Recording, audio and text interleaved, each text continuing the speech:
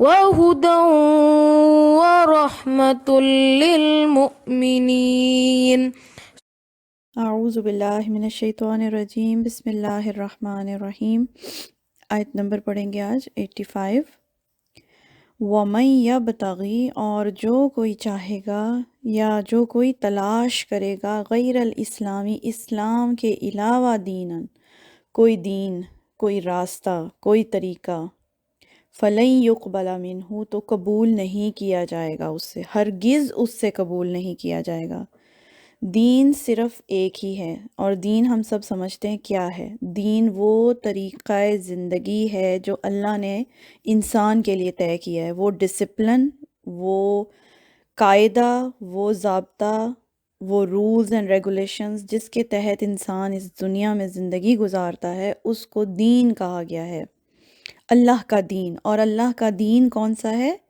ان الدین عند اللہ الاسلام، اللہ کا دین ہمیشہ سے ہی حضرت آدم علیہ السلام سے لے کر حضرت محمد صلی اللہ علیہ وآلہ وسلم تک اسلام ہی رہا ہے، ایک ہی دین ہے، نہ کوئی یہودیت، نہ نصرانیت، نہ کوئی اور فرقہ، نہ سنی، نہ شیعہ، اور پھر جتنے مرضی آپ اس میں فرقوں کے نام لگا لیں، یہ کوئی نام اللہ نے نہیں رکھے۔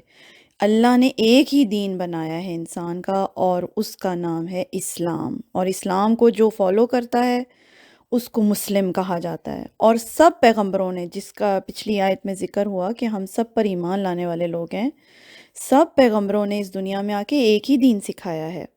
نبی صلی اللہ علیہ وآلہ وسلم نے بھی آ کر اسی دین کو جو ہے پریکٹس کروایا جو شروع سے چلا آ رہا تھا، لیکن اس کی شکل بگڑ چکی ہوئی تھی، اس میں تبدیلیاں ہو چکی ہوئی تھیں۔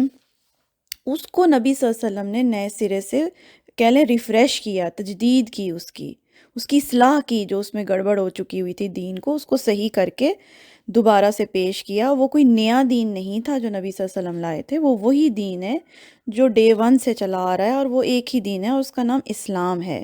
یعنی وہ نظام زندگی، وہ سسٹم جو اللہ تعالیٰ نے انسان کے لیے طے کیا ہے، ہمارے لیے بنایا ہے نا، اس کو دین کہتے ہیں۔ تو دین کیا ہوا؟ یہ اصل میں سمجھنے کی بات ہے کہ اللہ کو اپنا سب کچھ مان کے، بادشاہ مان کے، پورا نظام جو زندگی ہے ہم اس کے تابع کر دیں۔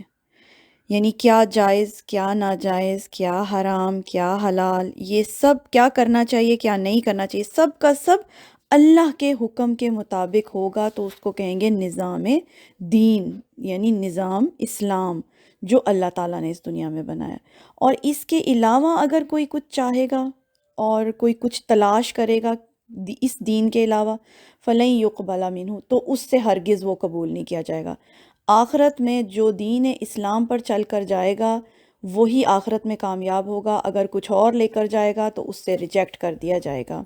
وَهُوَ فِي الْآخِرَةِ مِنَ الْخَاسِرِينَ، اور وہ آخرت میں نقصان اٹھانے والوں میں سے ہوگا۔ کون؟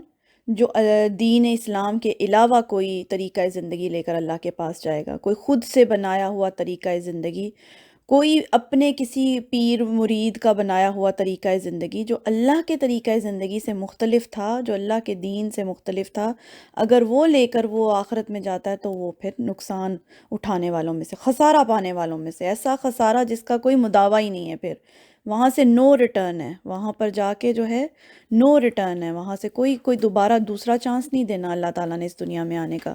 تو اس لیے ہر انسان یہیں پر ہی چیک کر لے کہ وہ صحیح طریقہ زندگی پر ہے یا نہیں۔ اور صحیح طریقہ زندگی ہمیں کہاں سے پتہ چلنا ہے؟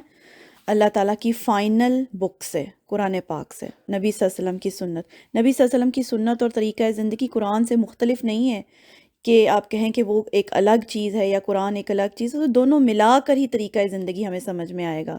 اصل قانون قرآن بتا دے گا، اور پریکٹیکلی اس قانون کو کیسے امپلیمنٹ کرنا ہے وہ نبی صلی اللہ علیہ وسلم کا طریقہ ہم پڑھ کے، ان کی سنت پڑھ کے سیکھ جائیں گے۔ تو یہی ہے بس وہ طریقہ جس پر ہماری آخرت جو ہے ہم اس پہ کامیاب ہو سکتے ہیں، اس کے علاوہ کچھ بھی وہاں قبول نہیں کیا جائے گا۔